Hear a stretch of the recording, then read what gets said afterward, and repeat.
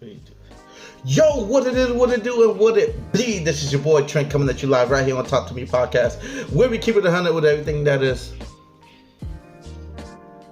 You guessed it. That's popping, man. And look, man, I'm glad that you could join us for another episode, another week of You Guessed It, the Man Up Hour. Let's get right into it, man. And so this week, man, we want to talk about an issue that's going on around the nation. So it's creating a little bit of a whirlwind, and you know what? People just don't know how to respond to it. And you know what that issue is? It's not even an issue. You know, to me, it's not an issue. But you know what that thing is that everybody is so dying to talk about and unravel? And there's only one man. Deion Sanders, bro. Deion Sanders. Y'all know, hey, me personally, man, Nick Saban, hey, bro, you ain't the only GOAT in town, you know, because Deion is doing the thing. I'm telling you, man. I'm telling you. And so y'all probably trying to figure out, man, what this got to do with the Man Up Hour, right? And so I feel like, you know, with Deion Sanders, man, there's so much things, man, when it comes down to his locker room presence, when it comes down to his presence on the field, and you can, just last week we was talking about in the previous episode, this the issue that we was talking about last week, and that is the issue of what we call legacy. This thing called legacy. Let me tell you something. Deion Sanders is building something that no man can tear down. No man can take it from him. For years to come, we're going to talk about this guy. For years to come, we're going to talk about Deion Sanders, his son. Man, I remember watching videos of them on YouTube, man, when he was in high school, coming up in high school, and even videos of him back in when he was little, man. And let me tell you something. This is something that nobody can take from him. He did it. He did it. Check this out, man. See, what a lot of people don't understand about Deion Sanders, right, is that, man, look, this dude went to an HBCU, remade that program, right? And there's so much. As a matter of fact, I did a video a long time ago dealing with Deion Sanders and what he did over at Jackson State. But then to turn around and to come to Colorado and in one off season for him to totally remake the whole roster and then end up beating the running up TCU, the runner up to the national championship TCU. That's something big, man. That's something big. And so, like, there were people that was happy, there was people that wasn't happy. There were people that was rooting for him. There were people that was hoping that he would fail. And matter of fact, coming up with this upcoming game, Nebraska, coming up with this week, people are still hoping that he still fails. And, you know, it's like, what's the issue? What's the issue with this guy? Like, okay, so here's the scenario, right? Like, people love a fairy tale. And this is what it is. The story that surrounds Deion Sanders, a lot of people call it a fairy tale, but this fairy tale is a reality, okay? Like, it's actually happening. And it's not just about him, but he's actually bringing people along for the ride. Like, it was never really about him in the beginning. He always stressed the issue of team. He always stressed the issue of family. He always stressed the issue of discipline. Things that we as men can apply in our life and actually see a positive turnaround. He's actually teaching these kids how to do it right, but at the same time make money. And I think the issue is that he's going against the grain, right? He's not only just showing these kids or living in a self-made empire where he's on the pedestal. He's like, hey, okay, well, I'm giving you this opportunity, what you going to do with it, and leave them there. But he's actually bringing them along for the ride. And at the same time, he's showing them how to make money. He's showing them how to be marketable. He's showing them how to handle the media. He's showing them how to actually navigate the landscape that is professional sports. And most importantly, and he even emphasizes in all of his interviews, is that he's showing them how to be men. Um, his motto is, most programs, they build from the inside out. He builds from the outside in. And so I feel like with Deion Sanders, the reason why a lot of people is against him, and typically is more so the people that are more traditional, has more traditional views as to how college football should be. The reason why they're against him is because he's going against the grain. He's going against the grain. Okay? He's going against the norm. He's going against what people normally do. You get the coaches, they get in front of the cameras and they say the right things, they do the right things to keep the media off of the back of the university or the team, right? And then they take whatever issues that they have and they handle it in-house. I've seen Deion Sanders call people out. I've seen him call certain social media personnel out. I've seen them call play. I've seen them put the accountability on the team and say, hey, we didn't do this, we didn't do that, we didn't play our best game.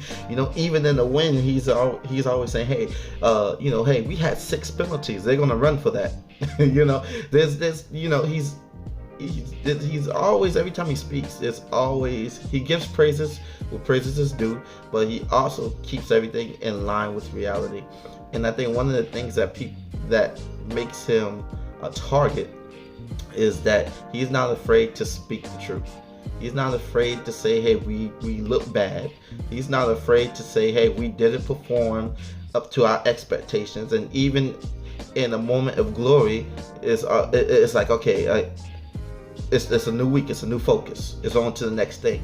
And so when you got a guy like that has a complete, well-rounded mindset when it comes to how to develop players, how to develop young men to be men, and actually see a finished product operating on the field, what is the issue? If college football was just another avenue, right, for certain folks to make money and profit off of the likeness of another individual, then I can see why people are upset, because what Deion Sanders is doing is messing with somebody's pockets. It's messing with the way how they would make money. And so Deion Sanders' thing is, he already got money. You know what I'm saying? It's not that he needs money, he has money. I mean, his whole career, he's always played with a chip on his shoulder. He's always been that guy to go out and get it done, even when no one said that he couldn't. And he instills that in his team, from Jackson State to Colorado. He's instilled that in his players. And so they have dogs, they got leaders instead of captains, right?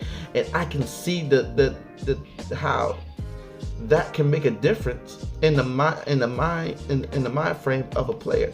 Like, hey, we in this together, and I love this quote that he said. He said, every dog ain't meant to be a leader, and every leader ain't a dog, and so I believe that you have some people that will go out and get it done, and they will follow directions to the T because they understand what's at stake.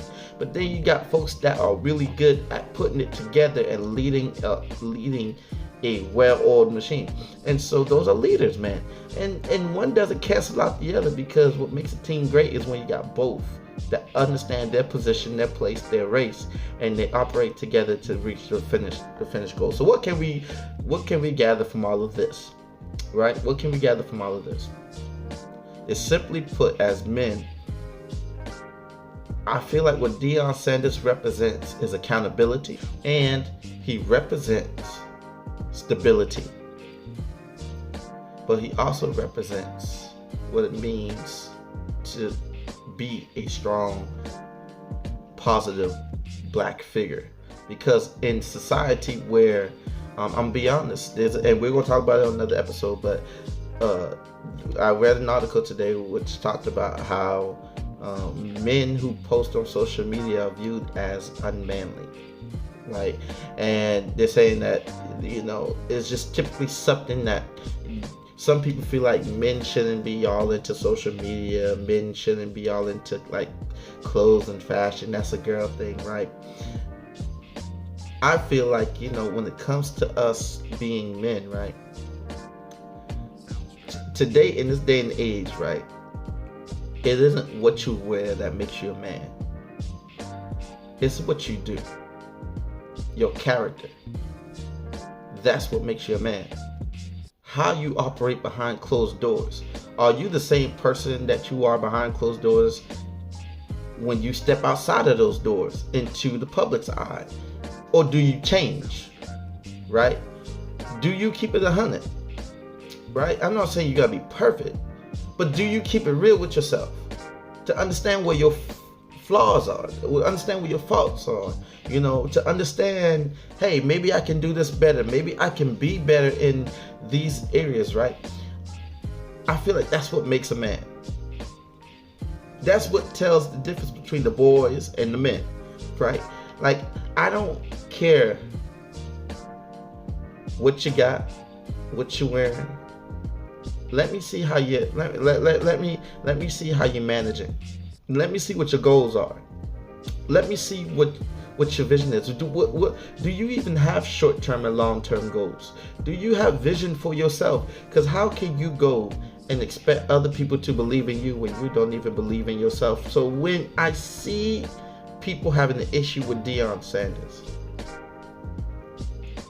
he constantly asks the question all the time, and ever since he stepped foot on Jackson State at his first press conference as a Jackson State head coach, he said, do you believe?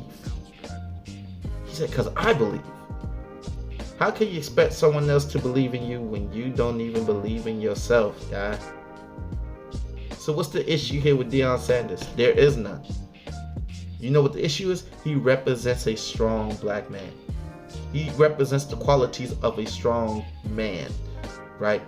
Because I'm not going to make this a race thing, but he has the qualities that represents what a man should represent, okay? In this snowflake, fangled generation that we live in, the qualities of what makes a man is lost. It's gone, y'all. It's gone. It's being attacked. The masculinity is being attacked. It's being downplayed to where now the views of what a man should be has been altered. The lines have been pressed apart. The boundaries have been crossed many of times, right?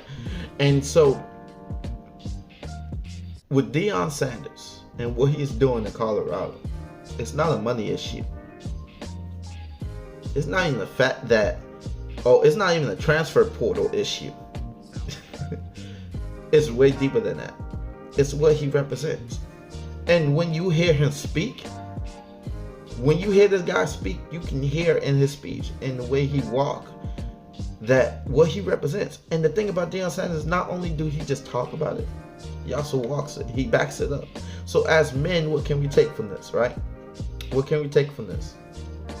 Don't be afraid to go against the grain. Because when everybody else is doing it, it may not be the best thing for you to do. The route everybody else is going, it may not be the route for you to go. Maybe God is calling you to do better things. Maybe God's calling you to start a business. Maybe God's calling you to do things inside of your community. Maybe God is calling you to change things up inside of your home, to lead your family in a different direction. But what if that cost you some friends in the process? What if that cost you some business deals? What if that cost you your circle of acquaintances you done built for yourself, right? Because it's going to cause you to do something or act in a way that many people won't agree with. What you're going to do then? And that, my friends, is the difference between a man and a boy. And so that's all that I have, man. I hope that this has been a blessing to you. Look, man, I thank you so much for joining us on another episode of the Man Up Hour. And listen, man, next week we're going to be back in full swing, man. I'm going to have all my co-hosts back on site, and we're going to do what we're going to do all the time, where we keep it 100 with everything that is popping, man. I thank you so much. Y'all keep it tuned right here on the channel. Don't forget to hit that like and subscribe button. Peace. Love you.